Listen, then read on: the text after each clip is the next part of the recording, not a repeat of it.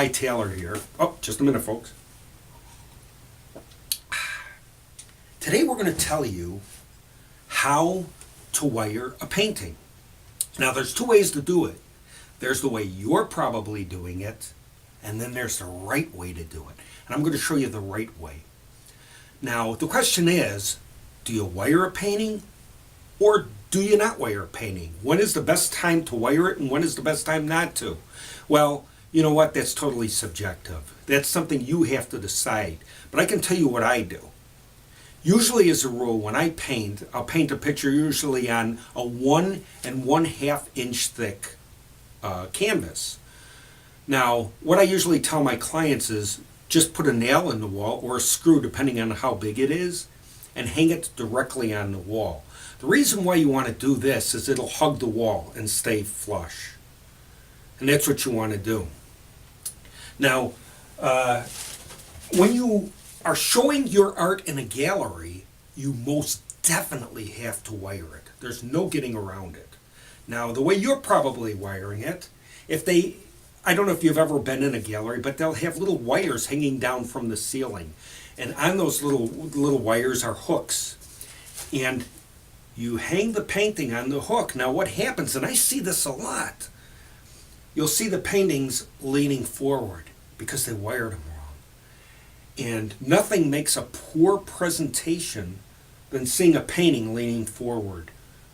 Well, I'm going to show you how to get it right up against that hook to make it flush so your work is going to stand out. Okay, let's take a moment and I'm going to show you all the tools necessary in order to do the job. Okay, these are the basic tools that you're going to need in order to do a great job. Common sense, it's no great mystery here. You need wire cutters. You need an awl. You can get these at the hardware store. I don't know about this size. I found this one in my dad's old toolbox, so God knows. But you can buy an awl, maybe at the hardware store for a couple of bucks. Usually it has a thicker wooden handle to it. And of course you're going to need eye hooks. Now, eye hooks will vary in size depending on how big the picture is. The picture that we're going to be doing isn't that big, and these smaller ones are going to work just fine. But if you're doing really big pictures, of course, you want to get big eye hooks. And of course, you're going to need a ruler. There you go for measuring. No big deal there. And you're going to need wire. Now, this is probably not picture wire, but my father-in-law left me this big spool, and I've been using it for years. And I'm going to finish it up before I start buying any wire. And then last, the most important thing is you're going to need coffee. Coffee!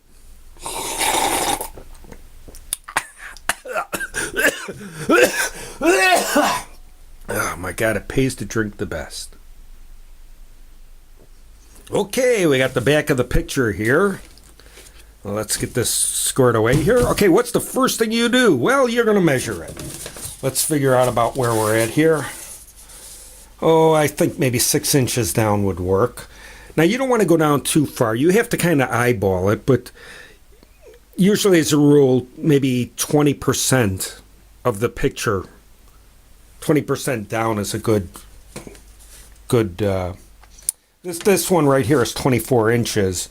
So I just went down 6 inches. You never want to really go below 6 inches. 6 inches seems to always work. Okay, you got the end of the ruler here. You hold it, and you get the awl and push it right in the side. Up, you got my little secret now.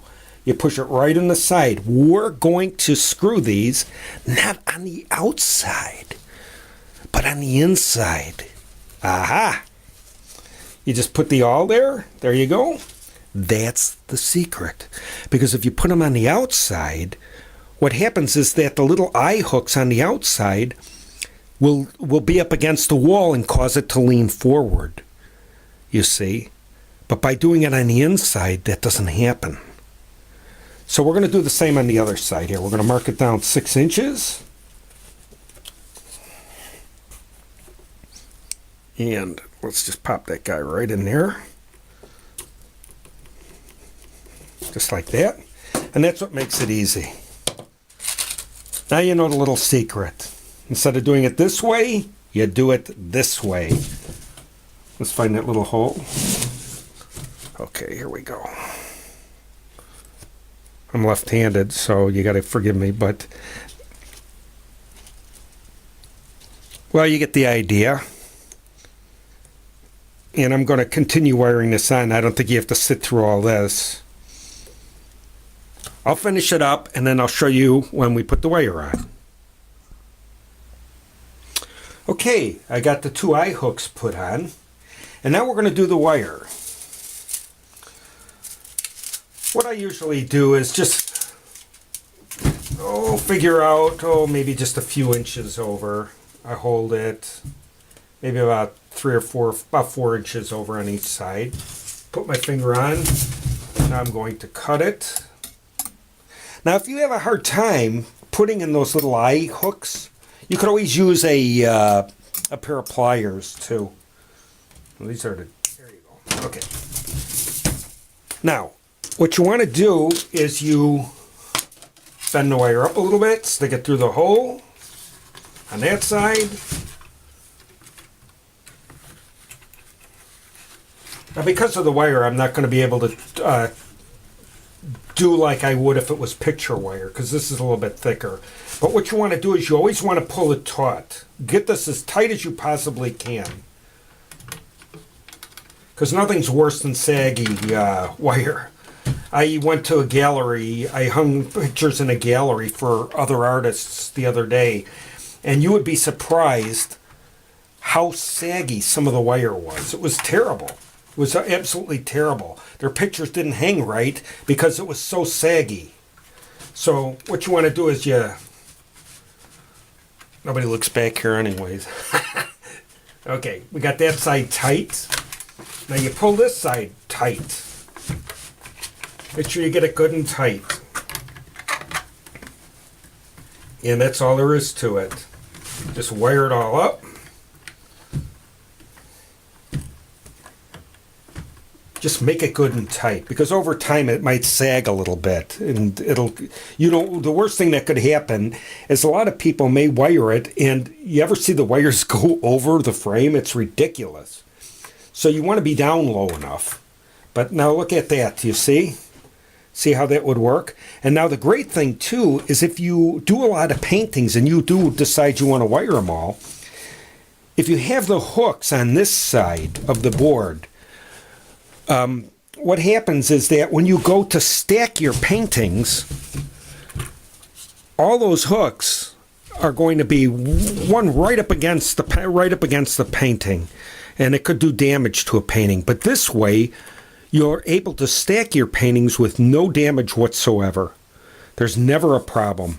They'll stack flat, and we're going to show you that in probably another video on maybe painting edges. I'll show you a secret on how to do a real quick job on painting edges, and how to stack paintings the right way, and how I do it. And there you have it. No big deal. Thank you very much for watching, folks.